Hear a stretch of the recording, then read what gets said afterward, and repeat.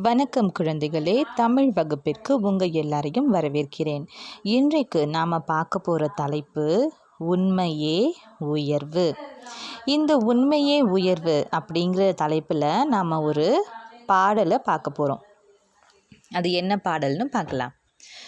உப்பு மூட்டை சுமந்துதான் கழுதை ஒன்று வந்தது, ஓடை கடக்கும் நேரத்தில் நீரில் மூட்டை விழுந்தது.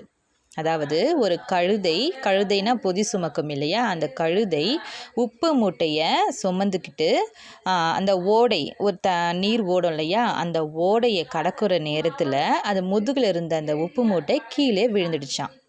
அடுத்ததா, நீரில் உப்பு கரைந்தது, எடை குறைந்து போனது, நனைந்த மூட்டை அதனையே கழுதை முதுகில் ஏற்றியே.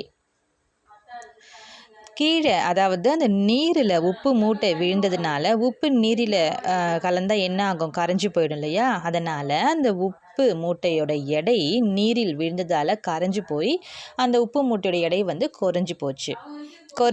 அதாவது அந்த கழுதை முதுகில் இருந்த அந்த உப்பு மூட்டை நீரில் விழுந்ததுனால நீரில் முழுசாக கரைஞ்சி உப்பு மூட்டை எடை குறைஞ்சி போச்சு.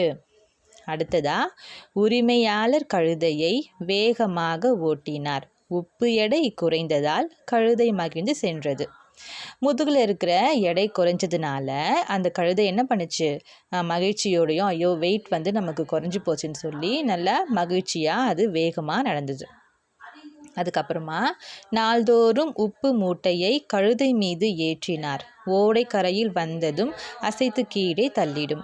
இதே மாதிரி இது என்ன பண்ணுச்சு, இது அப்போ தான் அதுக்கு என்ன தெரிஞ்சுது, உப்பு மூட்டை தண்ணியில் விழுந்துச்சுன்னா உப்பு கரைஞ்சி நமக்கு எடை குறைஞ்சிரும், அதனால் நம்ம இந்த எடையை நம்ம சுமக்க வேண்டாம் அப்படின்னு நினச்சிட்டு நாள்தோறும் அந்த உரிமையாளர் உப்பு மூட்டையை ஏற்றி விடுவார் இல்லையா. இது அதே மாதிரி அந்த ஓடையை கடந்து வரும்பொழுது அந்த உப்பு மூட்டையை கீழே தள்ளிட்டு வேணும்னே அந்த உப்பு எடை குறைஞ்சிடும் இல்லையா. அதனால் உப்பு மூட்டையை கீழே தள்ளிட்டு இது என்ன பண்ணியிருக்கு, உப்பெல்லாம் கரைஞ்சி போன உடனே எடை குறைஞ்சதுனால மகிழ்ச்சியாக இதுவும் என்ன பண்ணியிருக்கு, போயிருக்கு. அதாவது போய் சேர வேண்டிய இடத்துக்கு போயிருக்கு. அடுத்ததா, எடையும் குறைந்து போய்விடும், கழுதை மகிழ்ச்சி கொண்டிடும், புரிந்து கொண்ட உரிமையாளர் பாடம் புகட்ட எண்ணினார்.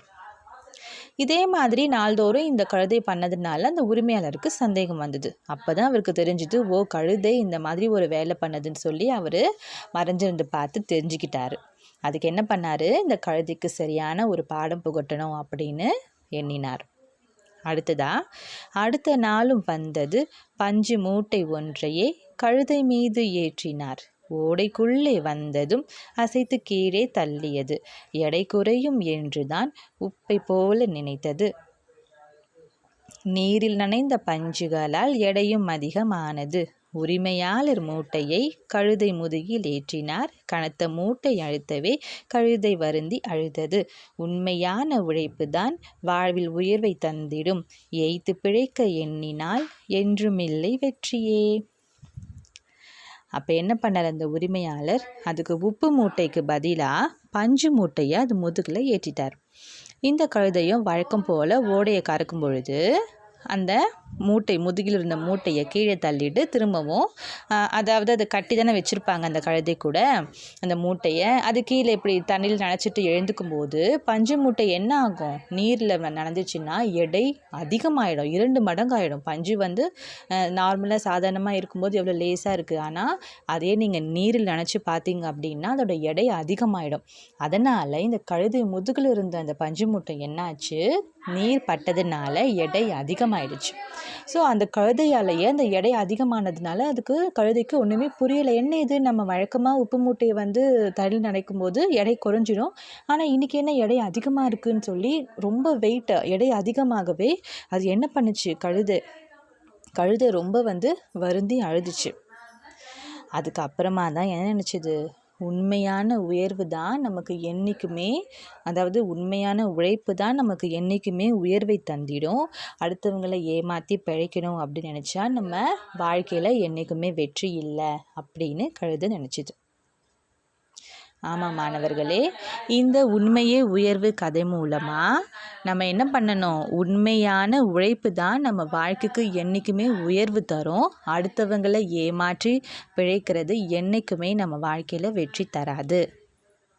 நன்றி குழந்தைகளே.